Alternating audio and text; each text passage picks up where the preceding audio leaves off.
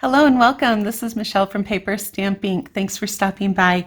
So today is day one of my 30-day challenge. I have challenged myself to put out a new inspirational project, whether it's a 3D craft, a card, a gift item, something out for the next 30 days in the month of June.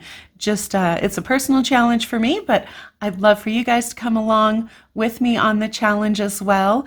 If you head over to the link in the description, that's a link to my new Facebook group that I've created, where I want to be able to get feedback from you guys and see what you're creating as well. So we're going to have some challenges over there with some prizes and gifts as well. So I hope you stop by and say hello. Today we're going to start with a quick and simple project. Do you guys ever have some papers that you're just like, I don't know what I'm going to do with those? Well, that was me with some of these best dressed papers. They just have themes that aren't really things that I normally deal with. So things like shoes and handbags and beauty products. And I was just like, I don't know what to do with these. So I made some fun little gift folios, I guess is what I'll call them, or gift card wallets. But I can call them either one. And they're just a quick and simple to tuck a little gift item in when you just want that little something to give to somebody, or something bigger like a gift card, someplace fun like Hobby Lobby, Michael's, I don't know. You guys are probably with me on those, right? So let's go ahead and I'll show you what I've got in this one. I've done a couple of them up and we'll do one together. So this one I have just put a little tea packet in there. And so it's just like a little thinking of you. You could put a note on this note card that's inside there. And this one I did up a little bit more with a sentiment on the front. So you could leave it blank. You could put a sentiment. You can do these as much or as little as you would like. And this is great to hold a gift card in there as well. So another item that you could put in there is maybe one of these yummy little Ghirardelli chocolate squares. So again, let's go ahead and create this together. And you're going to use a full sheet of 6x6 designer series paper and very little measuring. You are going to want to decide, what do you think is the top of your paper? I think I'm going to go with this being facing up, and I'm going to fold that in half so that this is the front of my card. And you don't need to measure, just line those edges up, give it a little crease. And we're going to come in here and I want to go about 1.5 inches. Now again, this does not require measuring, but hey, this is where your grid paper can come in really handy. So if I'm lining this up 1.5 inches down from here, from this center more dominant grid line, I can just square up my paper and bring this up and create that fold. So again, we don't have to be precise, but we do want those edges to line up so that they're nice and straight. If you wanted to, feel free to go ahead and score. You would score this at 3 inches and you would score this one at 1.5 inches. But I wanted to show you, you don't need to have a bunch of materials on hand to create this. I did bring in my detailed trio punch because I like the look of these corners being rounded there. I just think it gives it a little bit dressier look, and it only takes seconds. Now if you wanted to do a bunch of these up and have them handy, you can mass produce these. Do all your folds, do all your punches, do all your inking, all in separate steps, and you can put a bunch of these together all at once. I'm considering whether to do these at my craft fair or not. I'm going to come in here, and actually on this one I'm going to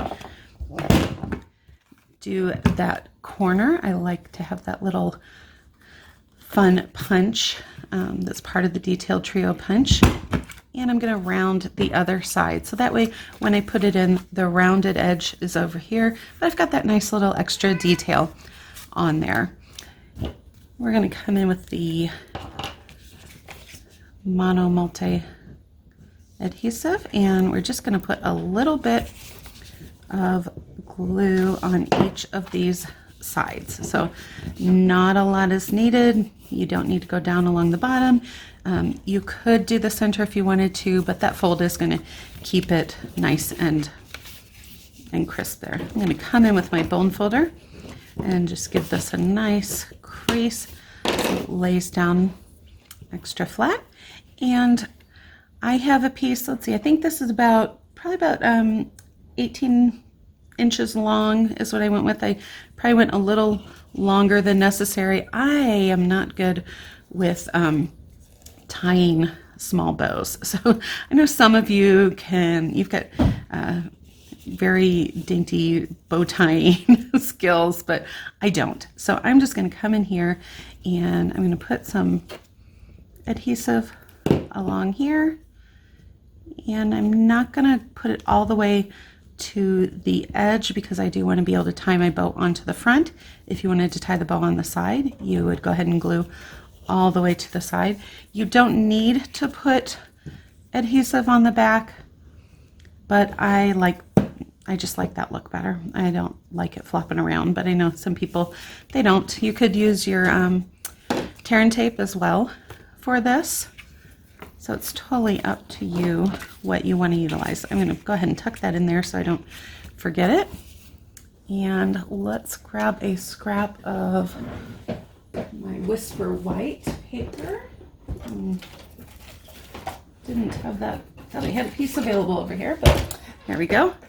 Grab a scrap of the Whisper White, and I am going to use this sentiment here that says, "Your friendship means the world to me." It's from the Free as a Bird stamp set. It's got some beautiful sentiments on there. I love that font. And I'm going to pick up the Mint Macaron ink. That is one of the colors in that designer series paper. I love that Stampin' Up! Tells us the colors so we can so easily just color match. Now, when I did mine, I used the, let's see, this punch, but it's retired. I used the 1 3/4 inch punch, but that is retired. But if you have that size punch, you can use that from any of your collections. So I'm going to go ahead and use this 2-inch one because this is one that you still can get out there on the current catalog, and I think that that size is actually just fine. Actually, I might like that a little bit better. I'm going to take one of my ink daubers, and because I'm not putting a matting layer behind this, I'm just going to go along the edges and ink those. This just helps to make that white just jump off of the busy pattern on that designer series paper. So again, if you were doing several of these, you just do all of your inking at one time. Think about doing a bunch of these up with maybe some of your older Christmas paper that you're thinking you want to get new stuff this year. So here's a good excuse, right, to be able to go out and get some new things because you can use this up. And then go ahead and put this down. You could use dimensionals on there if you would like, but I'm just going to glue this straight down onto the card. I'm trying to keep these fairly low cost, but if you wanted to add any kind of bling on there, any kind of embellishments. See, I told you I am not a good bow tire by any means. You'll notice on a lot of my projects I tend to tie knots instead of bows because I just feel so clumsy when I'm doing these, and I get to do it on camera in front of you guys. So I hope that you're laughing with me, not at me at home there. So, anybody else have trouble tying bows, please let me know that I'm not the only one.